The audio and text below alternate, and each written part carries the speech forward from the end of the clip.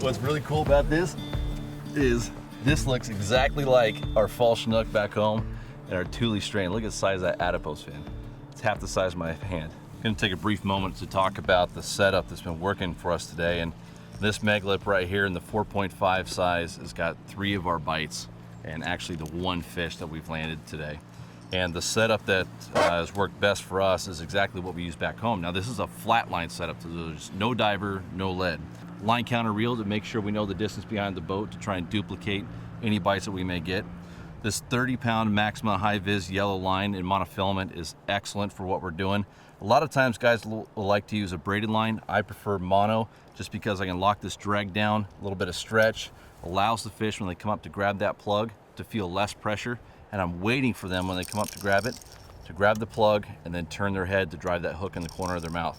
If they feel too much pressure, like with braided line, or having your drag too tight with a stiff rod, they're gonna come up, grab it, feel the pressure, and spit it right away. So having this Maxima monofilament in the high vis really helps me know where my line is, and when we do get bit, actually land them.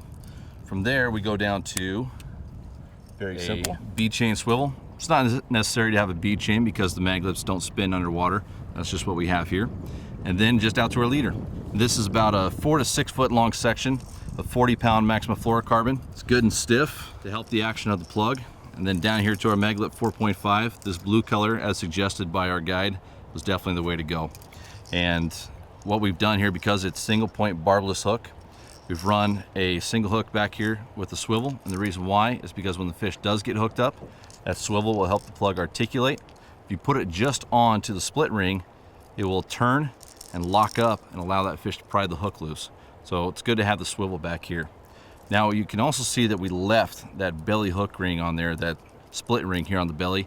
What that does is it helps keep the plug balanced. They spent a lot of time detailing the exact information on how to run these plugs with a lot of different hook configurations, and it's all available online too. So if you go to Yakima Bait's website, you can find it all right there. Buzz Ramsey put in a lot of time with Jared Higginbotham to make sure that these things run to perfection.